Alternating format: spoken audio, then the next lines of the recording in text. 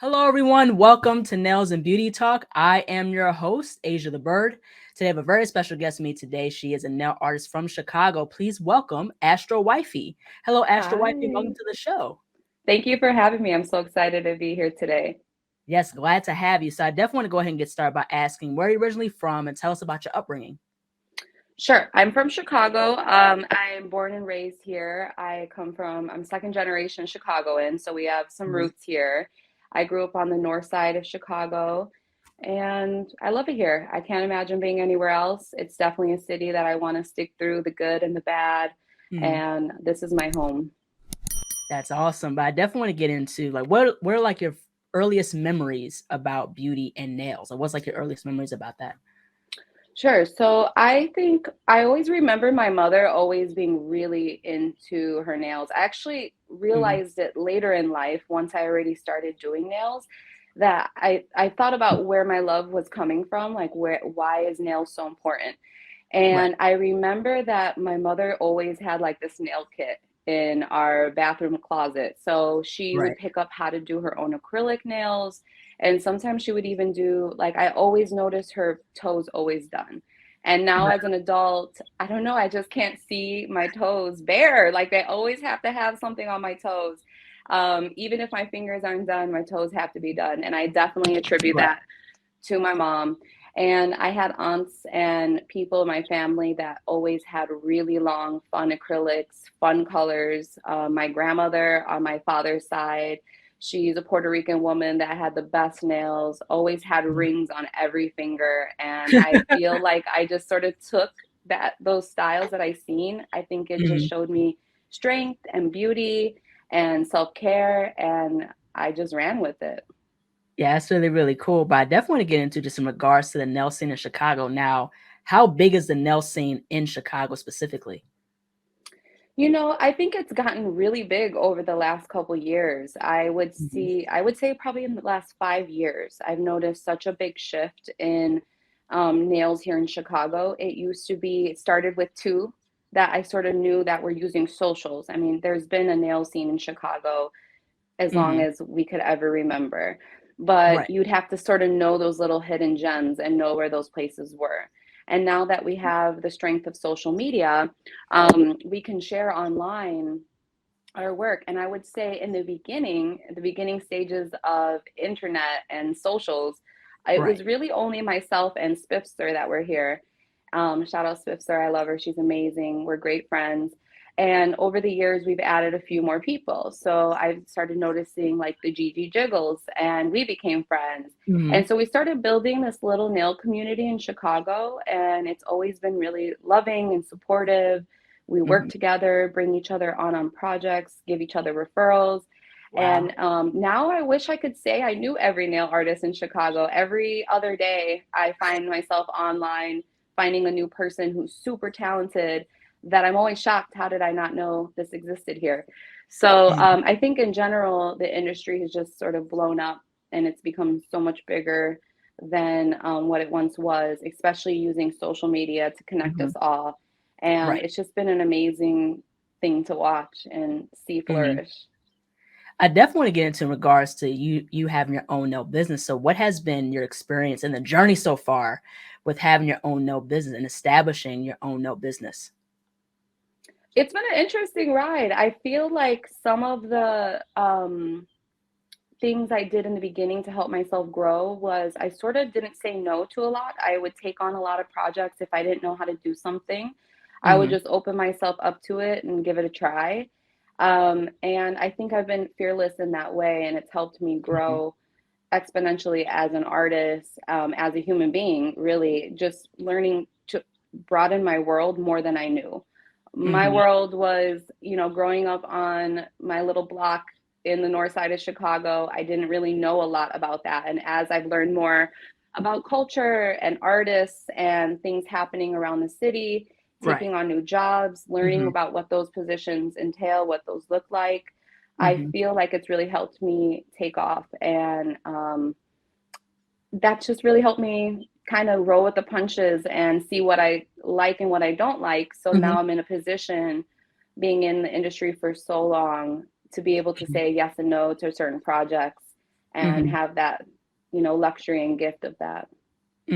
Absolutely. But I definitely want to get into, memory lane a little bit. So you were featured in a documentary called Nailgasm. And Yes. I remember when that documentary came out where, it highlighted different nail artists and different nail styles, especially the evolution of nail art. So I definitely wanted to go ahead and ask, like, tell us about the documentary and what was that experience being featured, on Nailgasm? Nailgasm was such a great part of my career. It was so exciting to be recognized, especially at that time. I was still doing nails out of my garden apartment, and it was just really nice to have that recognition. And it's a fun memory because it was probably, I don't even know how many years ago it was. I would say maybe 8 years ago, possibly, that Nailgasm came out, and just to see, who's still in the industry and where they're at in their careers. It's just a great part of my memory about getting that recognition on a global platform, which is why I've also started at that time a nail magazine, Tipsy Zine. So it just all kind of was like connecting at the right time. And I realized that we needed a moment to really realize this is a whole culture. Nails is a culture, it's a vibe, it's a feeling. Absolutely. It means so much to so many people. It's not Right. just a vanity thing. Sometimes Right. it's an escape. Sometimes it's a moment of friendship. So Absolutely. I think that Nailgasm was just like a really fun memory that I'm so glad that I have that documented, and I get to go back and review it from time to time. Yeah, I definitely want to get into Tipsy Zine. So what's like the status of Tipsy Zine? Are you still doing that magazine, or have you, stopped or, transitioned from it? I have transitioned from it. It was an amazing part of my career as well, but it was just a lot of work that goes into doing print, and I'm not really a writer. So I teamed up with a friend at the time, Isis Nicole, and we did Tipsy Zine, and she was really great at writing. She was a great storyteller, and she was really deep. She wasn't a nail artist, but she was really deep into the nail culture. So Right. she had a lot of connections in that world and was just great at blogging. At the time was huge. So we built this magazine together, and we did all our own editorials. We submitted. We didn't know what we were doing. Okay, we did not know what we were doing. We were just pulling Right. information from people, and the nail industry was so supportive. They gave us our space and grace to be able to pull this off, because when I tell you it was a small team, I mean, there was like 4 or 5 of us doing it, and we're doing it Right. for fun. It wasn't something we were getting in return. It was just that we wanted that documentation of what was happening. And it was just such an important time because we were using social media to connect us all around the world. I mean, we shipped the magazine internationally. We did not limit it to just the United States. And that was important to me because there is so many amazing artists all over the place. So that was always great to get an order going to Australia or going to Africa, and being able to share what I'm doing in Chicago, but also featuring all these other artists. So it really wasn't a lot about my own work. It was more about pulling in other people and what they were doing. And I got to learn new skills along the way, how to get a little bit better at writing, how to get organized on a more administrative level. Right. So it's a great opportunity in my career. And I had 4 issues that we printed. And then we did a mini zine. We did a collaboration with Congruent Space. It's a location here in Chicago. They're kind of like a streetwear store. It's more than that. It's like a fashion and art space. And we did an event there and created a mini zine. That was like our last little fun moment. And the Wow. party, we also did Tipsy Zine in conjunction with my friend DJ Lonnie Love. So we connected and did a party at Beauty Bar here in Chicago where we would do nail Ooh. art for guests, and kind of bring that to that community as well, to connect us all. And it was just like such a fun hit. It was always like girl power all the time. And yeah, that's a fun memory too. Thank you for taking me down memory lane. Yeah, it's really cool because, I remember when Tipsy Zine came out, and it's really cool that you took it upon yourself to do like a platform like that, especially highlighting different nail artists around the world. And especially, it's something that people could read from all over the world. you got Nail Pro Nails, you got Scratch Magazine, and I think, Tipsy Design was very unique because, like how you said, you was highlighting different people, but also you had an event, which, like women can get their nails done and have fun and things like that. And it kind of reminds me of like what NailCon, so from what I've seen from Jasmine, who does NailCon. Her name is Jasmine Celine, and she does like events where women can come in, it's like a pop-up event where people can come in and do their nails and get their nails done and things like that. So that's really cool. Thank you. And I do know NailCon, actually. I've went to one of their brunches here in Chicago, and I love to see the torch kind of being passed along and people still telling that story. It definitely got difficult, I think, with my career and just doing more editorial work and taking clients. But I'm glad someone else is making sure that the stories are being told. Yes, absolutely. I definitely want to get into just in regards to like magazines and publications. So what has been like, your experience working with different publications and magazines, but also to tell us about like your favorite collaborations and also what goes into collaborating with an editorial, what's the pros and cons? Editorial is so much fun. It's definitely something that you need to have a lot of patience for because it's a lot of waiting around on set. So, if I'm doing a job, I might have a call time at 7 in the morning or something like that. And then you may not even do a nail until 2 p.m. But you have to be there in case something happens. You have to be there after you do the service to make sure nothing breaks. So I'm always like, come prepared if you're working an editorial because it sounds really glamorous and it is really fun. And there's a lot to learn from it. But it also is a lot of waiting around. So if you can have like admin work with you, that's always great. One of my favorite editorials to work on was one I did with Elizabeth de la Pieta. She does she did a collaboration with Gucci.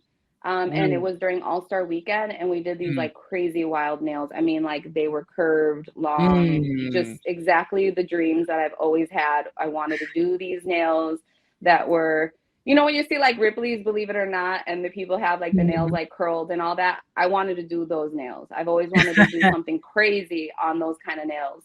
And I've tried to find it out in the wild. I've even went up to a woman I seen one time at, it was like a block party. And I was like, I have to do your nails. Please hit me up. Unfortunately, we didn't make the connection. We weren't able to like exchange the information, but it's always was a dream. So I got to do that with the Gucci shoe and like basketballs, just really fun, bright graphics, crystals. And I just don't get that opportunity to really showcase my artwork. A lot of editorial work is going to be clean nails. It's going to be the barely there nail that just looks really healthy and clean, bubble bath pinks. Those kind of colors are definitely something you have to have stock in your kit all the time. And if you really want to work on editorials and do art, it's possible. I don't say give up on it, but you almost have to like build that connection of doing a lot of simple work to be able to make those connections when a fun piece comes along.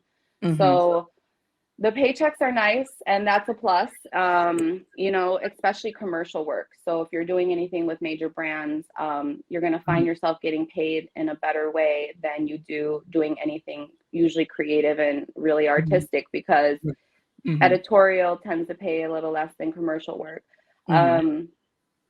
So yeah, I think it's just like, those are things to keep in mind if you want to get into editorial.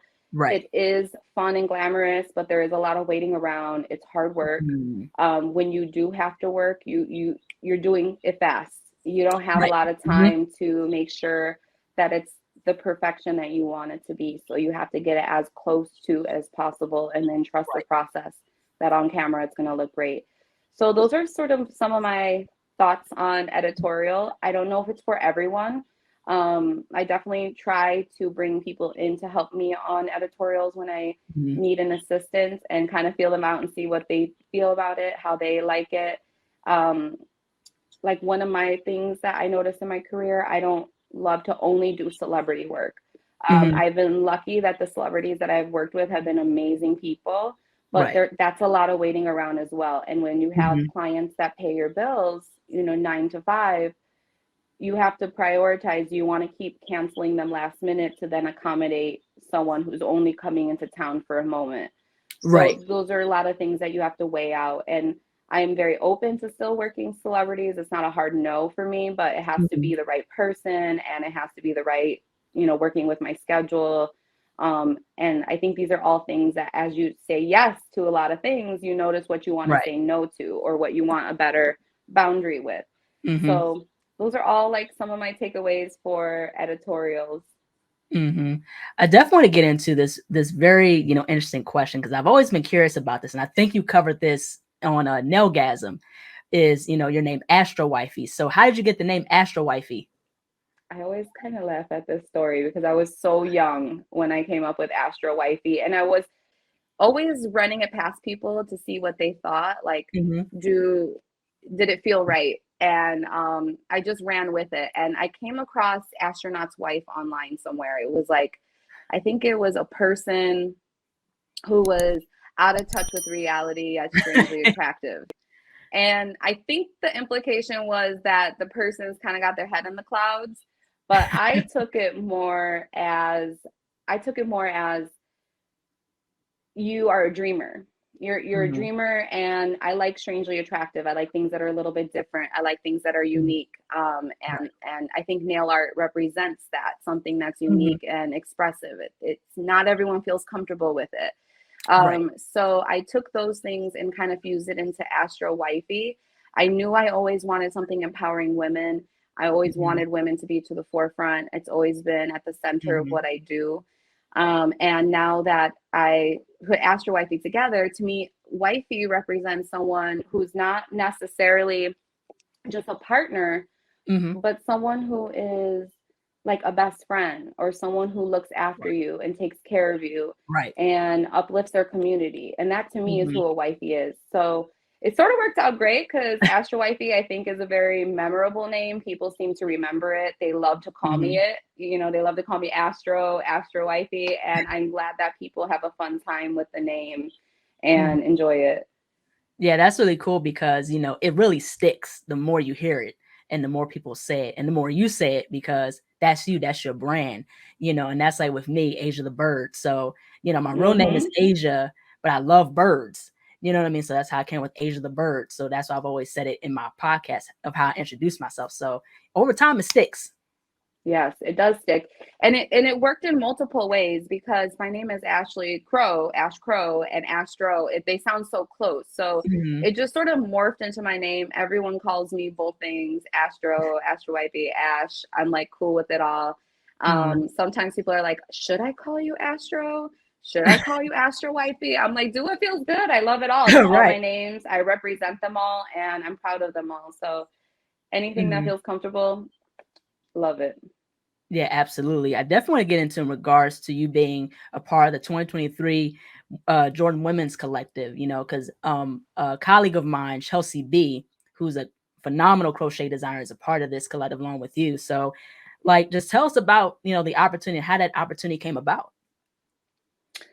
Yeah, it's been an amazing ride. I'm telling you, being on the Women's Collective is such an honor, especially being from Chicago, being anything close to MJ. I mean, he's the GOAT for us. We have so many memories growing up with Michael. And I'm just so honored I get to represent for women, especially in this field, with this brand. And Chelsea's amazing. She is a great artist, and she's always creating. I'm always in awe of her spirit and how uplifting she is to us. We joke in our group chat that she's the one that we hit up when we need a little motivation, when we need an inspirational quote.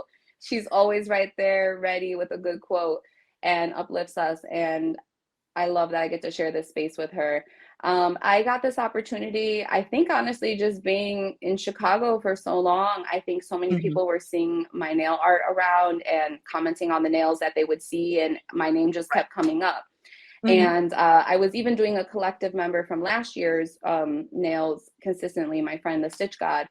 And I don't really have the quite exact answer how I got this position, but I do think that a collective things of us all working together, just being consistent in Chicago, my name coming up a lot. And I just got the call, and I was more than honored to be able to represent. Hmm. Yeah, that's really, really cool. But I definitely want to get into the relationship between you and Spifster. So how did that relationship come about? Because I think I seen a video of you guys doing a competition a long time ago.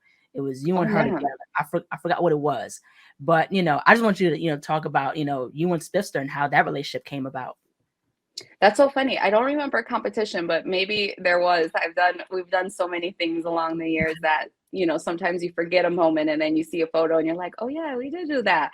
Um, Spiff and I have just been friends for a while now. I think I just kept hearing her name, and people would, in the beginning, it was almost like they would send it to me like, did you see this other girl doing nails in Chicago? And immediately I looked Right. at her work and I was like, she's bomb. Like, I love her. And we just never had that sort of competitive nature between us. It's always been Right. immediately. I mean, if you meet Spiff, you'll know why. She's just like a ball of sunshine. She's so down. She's so cool. She's Hmm. like everyone's best friend. And so we instantly just had like a sisterhood. And I brought Hmm. her on for a lot of tipsy zine events. She was right there with us doing nails.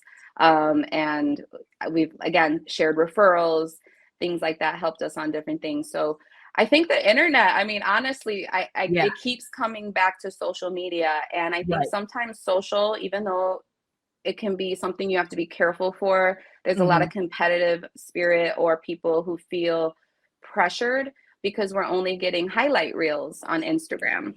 Um, but I Hmm. just never felt that way. I don't Hmm. know if I just don't notice it or if I just am always just communicating with people and trying to connect. Hmm. Definitely, I'm sure over the years, there's been many people that I've maybe missed the communication with. Hmm. Um, but it's never intentional, like we're Right. always Hmm. working. As a nail artist, you are going to Absolutely. work a lot. You're going to work a Hmm. lot because a lot Yeah. of amazing jobs they come last minute. You're moving your clients, trying to make things work. Right. So I think we've always just had that friendship right off the bat. And anytime I can work with her, I pull her in. And I, feel vice versa. She did a design, Spifster did a design collaboration, or not collaboration, it was her own, like she does graphic design. So she was doing a Hmm. lot of that kind of work and created like a line of homeware. Hmm. And I helped her with that and was like doing her model, for one of the shoots. So anything she needs help from, I'm always like right there, and same thing. Yeah, that's really, really amazing because that's what I really love about Spifster is that, she's not just a nail art, she's also a designer. And that's something Hmm. that's really, really cool to see. So, with Spifster, I love like her abstract graffiti, unique style. Yes. It's totally different from what everyone else is doing. Yes. And it's famous. Like Right. I've seen people in Japan recreating her artwork, and Hmm. she's an icon for that, like it's Right. iconic. She's been she's been in this industry for so long. Right. She's deserves, like, I guess we're called vets now. Somebody told me I'm an OG, and I was like, I guess I'm an OG now. Right. I've officially reached OG level. So Right. we're all in our auntie vibes, taking care of the younger gen, and yeah, it's just been great to see her work being recreated around the world. And that Exactly. is Right. a special gift that not every Mhm. artist has. And I love that when you see a Spifster work, even if someone else is creating it, right away it's Spifster. And Mhm. it's just been so cool to see her grow in her career as well, and her Mhm. collaborations that she's had with like Pear Nova. I don't know if you've seen that, but she had a Mhm. press on nails with Pear Nova, Mhm. and did some color work, like gel work for them and stuff. So it's Mhm. been really great to see every new phase of her career. Mhm. I remember, looking at your work. I've been following your work for years, but not only with yours, but also Flurry Rose. I remember when she came out, the time you came out, Hmm. same thing with the illustrated nail, Spifster, you know what I mean? And it's really, really cool to see, just over the years, especially the evolution, of being a nail artist in itself, especially for me. When I look back at my nail art, when I first started to now, it's very, very, cool to really see that evolution, but also, see you guys evolve and, grow in your nail artistry is really, really cool to see. Thank you. Yes, we are growing up. We're all growing up, and we're learning how to work with brands, and brands are learning how to work with us. I don't think Mhm. people were thinking about placing nail artists in advertisements. And Right. now I Mhm. turn on the TV and I see that Yo Plate is doing a commercial that has nail art, or Wow. Taco Bell has Mm. Wow. advertisement with nail art. So I'm hoping that, as I mentioned earlier with editorials, it is a lot of clean, simple ads or a lot of clean, simple nails. Mhm. But I'm hoping as time goes on, more brands are more open Right. to that kind of having their finger on the pulse of something that's more exciting that's happening and stepping outside Right. of Hmm. a more traditional route. And I think it's happening. Absolutely. And Right. when those jobs come, we're always excited. And I love to see when they come out. Yeah, absolutely. Especially with fashion. I like how fashion now is slowly getting more into out the box, because I think the Blondes, the fashion brand, that works with C&D all the time, I think Yes. set the tone because, they're getting more out the box with their nail art, getting more creative, more opulent, more chic, to go along with their collections because that's the Blondes brand, it's chic, avant-garde, very, very, like I got wealth and status, so I really like how slowly these fashion brands or designers are getting more into out the box now and being open to it. Asia, you hitting all the history here, okay? So yes, the Blondes are amazing. I feel the same way. I think that C&D did a really great job at keeping themselves in fashion lanes and creative Right, fashion lanes. right. And they have some really great videos on YouTube that are beautiful, showing their collaborations that are all about Mhm. the nails. And I think the Blondes knew that. That's a finished look.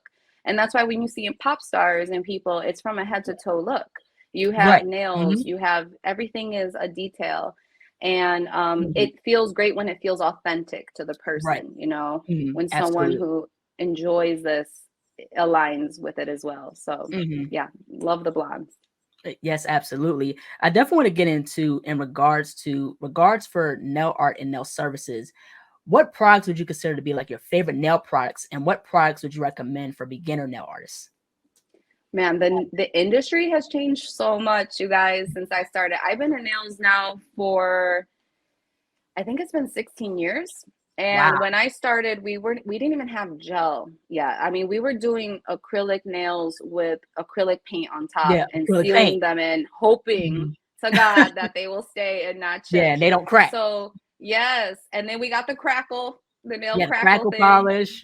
Yeah, I Yeah, remember and that. then now, I even remember the first gel that I worked with, which I think was OPI's Mhm, something. I can't remember what it was called, but it was a gel in a pot. mhm. Everything was brush on and it was thick. And, it was Right. the beginning of technology. I think Japan was already way advanced and had a Yeah, lot way of, ahead of the time, yeah. yeah, they had a lot of products that they could create art with. And we just were way Mhm, behind on the times. So once it started taking off, it's become incredible. I mean, products now can make you such a great artist almost like mhm. off the bat. So I would Absolutely. definitely say new artists, get a really good pigmented gel. Try to work with stuff that's pigmented. So right away Mhm. when you're painting it on, it's not sliding around, it's not too Right. thick, it's Mhm, not going to make your art bumpy. And we're mhm, so lucky that we have that now. And one of my favorite brands that I think of is Nails by Dev. She mhm, makes a great, I love her line of her primary colors. They're very pigmented, they do well on mhm, black. They're not sliding around, so you can do it close to a cuticle. It's not sliding into the cuticle. So I would right. definitely say Nails by Deb and a good art brush, something that's Mhm, thin. You can find them on Amazon. Honestly, I don't even buy fancy brushes anymore. I go on Amazon and I search nail art brushes and buy the ones that come in like a set of three right. different sizes, and then you'll Yeah, find your favorite one. And they're not very costly, they're cost effective, right. so you can kind of experiment a Mhm, little bit and see what you like. So I stick to those kind of two things are the most important, I think, because it's advanced so much and you're going to find that you can paint a lot of detail with mhm, these paints and get a lot mhm, of coverage with the colors that they are. So those mhm. would be my two tips for new nail artists, and that's one of my favorite products. And also to bounce off of that, I've been working with a Prey gel nail colors, and their colors are the truth. They are Ooh, amazing, you okay. I know? have to try out Pray. I remember I did a pop-up at Vanity Projects in New York, and they Mhm, had at the time Ace Gel, which is in Japan, and that blew my mind. Okay. mhm, There was nothing on the market here that was buttery, that mhm, was as smooth and thin as that. Even now, I still haven't found the perfect one, but this is close to what I get. So I'm going to try the après. I'm excited to hear about that. Yeah, and also Presto is very good too. I know people use Vitro or Vetro. That's another Japanese gel brand. I know Leaf Gel, I think it's like Korean or Japanese, I think. But also like Korean gels are pretty good as well. So yeah, there's a plethora of stuff. There's so much stuff out in the market. I've experimented with a lot of those brands too, and I do like a lot of the product. I just find that it's hard because I don't understand the language for the different colors. Like I'll get a color online and then I get it in and I realize like, oh, that was a sheer. I didn't know that was a sheer. So those are kind of hard when I'm buying them for art. I think that if I went to more of the actually to the locations, especially if you live in California, you have a lot more access to those locations. They have a lot of resellers that sell those products, so you get to play around with them a little more. Because being a nail artist is expensive, and you spend a lot of money on product, especially good product. And I really like certain base coats and top coats. Like one of my favorite top coats is Cocoas. Like I feel like they have a really great shine top coat where it's thick and enough, but not, not too watery, not too thick. And I love their durability and the shine of that product. So I'm ordering stuff online and I'm also going to my local nail supply. But I do find that if you're buying product to do artwork with, it's probably best to buy online and go with, like you said, après, or go with Nails by Dev. They have some really good product. Yes, absolutely.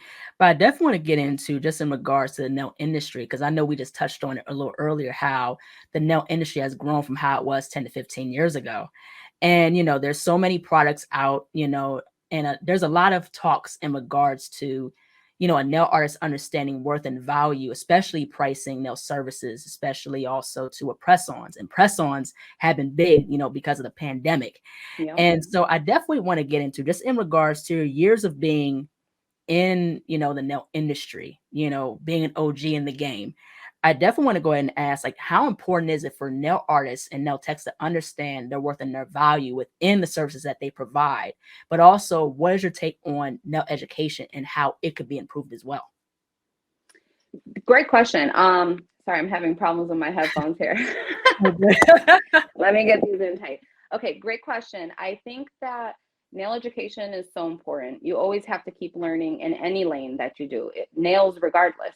Just as a human being on this planet, you always have to be expanding your horizons and learning and challenging yourself, and learning from your challenges, learning from your times that you don't get a yes. When you get those no's, learn what you could do differently and how you're going to grow from that. So I think nails is same thing. You always have to keep, the industry is always changing. There's new product. Even après, they just came out with the full extensions, and now they just came out with a new product that has like a thinner near the cuticle so that it's more of a flush look coming out of the nail. So there's always new things to learn and new product to expand. I mean, après, who would have thought that was coming, right? Like a couple years ago. And that changed the game. So now a lot of us, I wasn't a great sculptor, I'll be honest. I was not great at sculpting acrylics and gels. It was something I was really challenged by. I could paint a Picasso, but I couldn't sculpt that well. And it would slow me down a lot. So I've been able to adjust. And that's another thing as a nail artist, knowing your strengths. I remember in the beginning, people giving me advice. And, one thing about mentors is sometimes they have a lot of great knowledge to take away, and you have to apply what works for you. There's been so many times a mentor has told me something that I agree with 90-something% of what they're telling me, but maybe one part of something they told me just didn't feel like it was for me. But you have to know that about yourself and be able to adjust and find what you like. So in the beginning, I was advised, well, you have to sort of learn all these areas. And I'm glad I did. Definitely challenge yourself. Try to work with the product. Never give up. But if you find something that works better to replace those two things, don't be shy about it. I embrace après completely. It helped me be able to focus more on art and less on sculpting, because that's an art in itself, sculpting. To be great at both of those things and everything is difficult. So Right. I would say with education, I mean, we have to, because most states need you to do continuing education, but just out of your own wanting to learn what's Mhm. new, connecting with others, connecting with other nail artists and having that friendship. I've met so many people through classes. I take classes from people that have only been doing nails for like 2 years, because they're like have this instant passion for like maybe cuticle work or something, and they're like the bomb at it, and I'm like, Right. I need to improve, and I've been in it for Mhm. 16 years, and I'm taking class from people who've been in for 2 years. Mhm. And I think you should always have that approach. There's always something we can learn from one another. Right. As far as pricing is concerned, um, I think that's we're all on that journey. You know, I am Right. still on that journey of charging more, and every year Mhm. trying to get a little better at charging a little more. But I want to Mhm. be approachable, and I have my own conversations with myself about, Mhm. it hurts a little bit when someone's like, I love your work, but I can't afford you, you know? And Yeah. sometimes it makes me feel like I'm personally responsible for that. But the reality is, we're not responsible for people's finances. And we Right. can, even in our own lives as nail artists, we have to make decisions on where we want to spend our Mhm. money, what Right. areas in our lives can we spend, and what's worth it for Mhm. us. So Exactly. if you're not about the nail life and you don't have it in a budget, because I have girls that are like, we're buying a house and we had to change our budget up, but like my husband knows we're not touching the nail budget, like, because they're working together, bringing their Right. finances together, and it's like, where can we both Mhm. cut the fat? But they're like, nails is not happening. Like, it Right. wasn't even a conversation, because that it's to them that's important. I don't, Mhm. for example, really color my hair. Like, it's not important to me right now where I'm at in my life. I'm sure maybe one day it will be, but we all have to find our areas of where we want to spend, and quality Mhm. costs money. It takes us a lot of Right. time. There's so many years that we're learning our craft, and that we're Mhm. expanding on our craft and building those connections. And Mhm. a lot of my Absolutely. sessions are taking me like 4 hours, 3 hours. So, I still feel like I'm not really charging my full potential, but I find other Mhm. areas where I do. So Mhm. I'm really good at charging in areas for corporate work, for Mhm. pop-up events, because I know that these brands have, it's not like taking advantage. I definitely feel like you need to know your rates so that they're consistent across the board, and not just like, Mhm. oh, okay, I'm just thinking of a name, Kellogg's is coming to me, like they got the money and I'm going to just charge them astronomical. You definitely need to stand by your price and have a kind of map of what it looks like, so it's Right. consistent. But because you don't want to just, go around charging people off of their names. Right. But once you establish that, if you are excited about the project and the budget's nowhere near, you can have that discussion.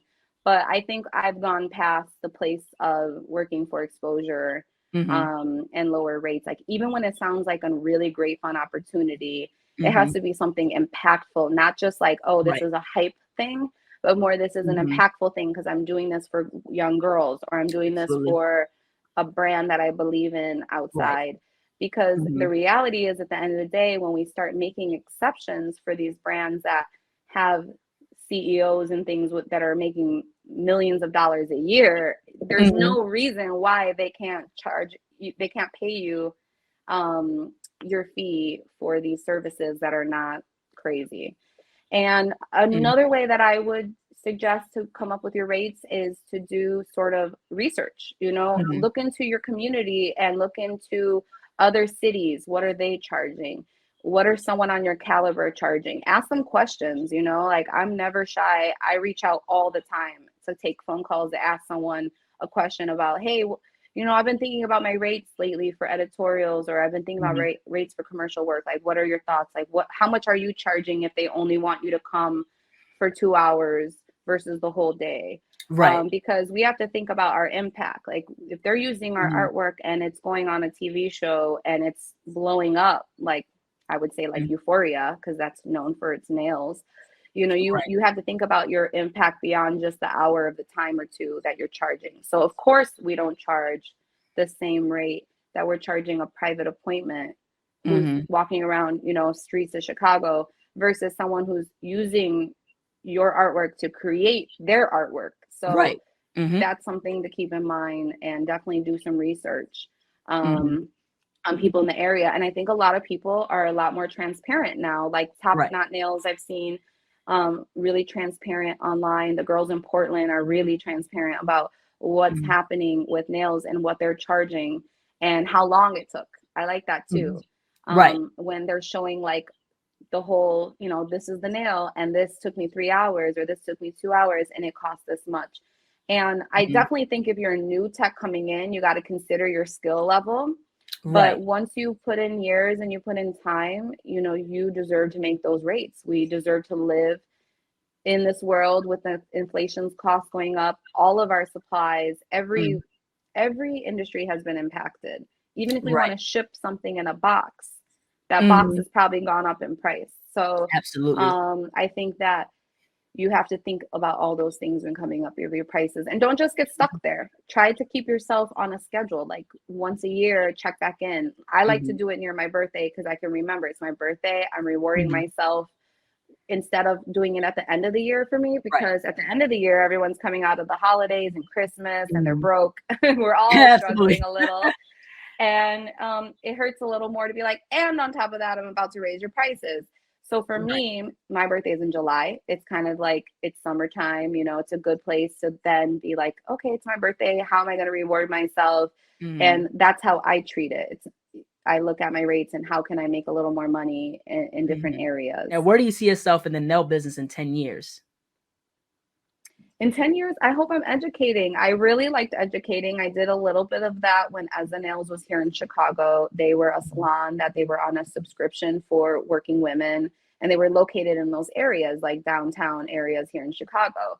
But with the change in pandemic and everything, and women not going downtown anymore and working from home for the past couple years, they ended Mhm. up shifting their business. Mhm. Um, but I did education for them, and I've done a couple of private classes as well, and I love it. And I was told that it's one of the things I'm strong in, and Mhm. that's another thing. Listen to people that are telling you what your strengths are, and over Mhm. time you'll see what those areas are. And I would love to continue to do education. Right. I would love to continue to collaborate with brands, and I just hope to keep saying yes. I'm just always taking on a new Right. opportunity, and every year Absolutely. I'm surprised about where I'm at in that new year. Yeah, that'd be really, really cool. But I definitely want to get into like how have you been able to balance, because this kind of goes along with what you mentioned earlier about understanding you, understanding your strengths. And I think that's a very important point because that's something that all of us have to really understand, like don't jump in something if it's not your strength and things like that, But also I think part of the nail industry and what I love about, now is that mental health is heavily talked about. So, how have you been able to balance being a businesswoman, with mental health? Thank you for bringing that up because that's personally a topic that's so important to me. Many people know this because I share it publicly online, but my brother died by suicide in 2019. So talking about mental health is Mm, just so important. And I just don't think people talk about it or even talk about people who are struggling or people who even have died by suicide. It's just such a thing that's a tie to shame. So I right, do appreciate you bringing that up. And for me, mental health is there's so many ways I check in, and a lot of those ways are some of the business ways that I've changed the way I do business. hmm, So I lost my brother in October of 2019, and by February we were in a pandemic. So it was wow, a very isolating time for me, and it was so confusing because I didn't know. I was feeling so conflicted because so many people were telling me things like, or posting, not me, we're right, right, reading things online about if hmm, you haven't been able to restructure your business or come up with a business concept in this pandemic, then you're not doing it right. Or just like that hyper productive hmm, mentality. And I was like, my world was falling apart. This is my hmm, only sibling that I grew up with. So I right, just didn't know how to get myself out from that. And hmm, something like grief will change everything. I mean, you will evaluate everything in your life completely differently. And everyone has a right, different thing in their life that does for them, where you're like, this is not worth it for me anymore. And right, I've had to let some clients go that were great people, but maybe our personalities were just like not matching up, or maybe I wanted more free time in the evening. It wasn't even a personality thing. It was just I wanted to have my evenings available and wanted to spend time with my family because I realized how much time I had spent away from my family through work. So you start evaluating those things a lot differently. Right. And that, I'm telling you, changing your energy of who you're working with is huge. Right. It's scary to tell people or not make yourself available for people anymore because some of these people are so tied to you for so many years.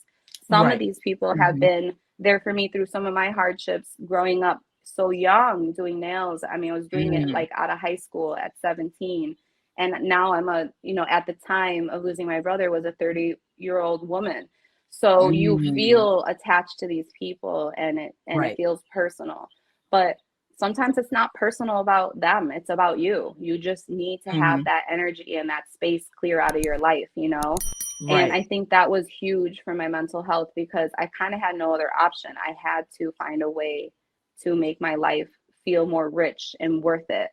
Right. And that was big. Like it's like kind of like a people, place, and thing. Like I would imagine if you were in a bad work environment and you weren't happy, you know, definitely being aware of where that pain is stemming from Right. and shifting when you can. And I know that sometimes that takes planning, and sometimes that's scary. It's very scary. I remember Right. leaving a job. You know, when I first started doing nails, I was working in healthcare. I thought I wanted to go to school to be a nurse. And I took care of my grandmother who was sick at the time, and it was just really hard. And I realized like I didn't want to be callous. I didn't want to have to be around this a lot. And there's a lot of politics in healthcare that I just realized wasn't for me. And I didn't even really think about it so much. I think I was like loving nails so much that that's all I could see. And the internet, I know I'm getting off tangent here, but the internet also brought me to a bunch of people who I seen what is possible with nails. I really was only kind of seeing it in London, like Wa Nails at the time. I think I Right. found like a Tumblr or something about them. And I seen them working with car brands and like stuff like that. And I was like, ooh, okay, that's a way I didn't even think about it. So I think just finding ways like leaving that toxic job and so scared. I drove home the whole time crying. Like it's the only job I ever walked out of and I was there for years. And it was Wow. honestly the best decision of my life. I can never look back now. And I couldn't ever imagine having a boss now that I've been doing this for myself for so long. And I think those things are important. And another simple one for people who are struggling, sometimes, you know, I found myself a lot of times not knowing what to do with all my feelings or being frustrated and maybe a family dynamic because we're all grieving and in pain. And, you know, you're trying to just feel your own emotion. I go for walks sometimes. I just literally walk around the block. And honestly, I think it just grounds you in a way where when there's so much going on in your head, you have to take a moment to pause. If you got to cry it out and go on a walk. And every single time, 10 out of 10, I'm always like feeling a lot better. So I think there's always a lot of areas that people find mental health. Talking to a therapist, I've been there before, talking to a therapist about work boundaries and Right. learning how to be a little more accountable for myself and my actions that are now unhealthy, maybe relationship with a client, or Right. finding an area that sometimes you don't even think of that perspective. Someone's like, hey, do you even like doing this thing in your career? And you're like, hey, you know what? Actually, no, I don't really like doing that thing. And Right. sometimes you need that outside perspective to give you that. So I know that was a lot of information there, but I think there's so many areas to prioritize your mental health. And Right. I think online we all talk about it and we share our tips on how we care for each other or how we could show up for each other. And you're always going to learn new things and get better as every year goes by. Yeah, absolutely. Last but not least, where could people find you on social media? How could people support you and your work? You can find me online. I mostly use Instagram. I use it as a portfolio, so you can find me at AstroWifey, and send me a message and say hi. Yes, absolutely. Well, thank you so much, AstroWife, for jumping onto the show. Your work is absolutely phenomenal. Like I said, I follow you for years. You know, I follow Spifster. Spifster is phenomenal. And I'm trying to get her on my podcast because I would love to interview her. So, I'll you know. put in the good word. All right, we'll do. But thank you so much. I really love this conversation about, you know, your story, your experiences, and also talking about mental health. Like, you know, because I think most definitely in the nail industry, that's something that's very, very important. So I've really enjoyed this conversation. Thank you so much. Thank you for having me. Thank you. Take care. Bye, Asia. Bye-bye. Hello, everyone. Thank you all so much for watching. Please like, comment, share, and subscribe to the channel. Be sure to click the bell for notifications. Also follow me on Instagram, TikTok, and Twitter. Be sure to check out my website, ASIATHABIRD.com, and be on the lookout for more interviews to come very soon. Take care, stay healthy, and stay beautiful. Bye-bye.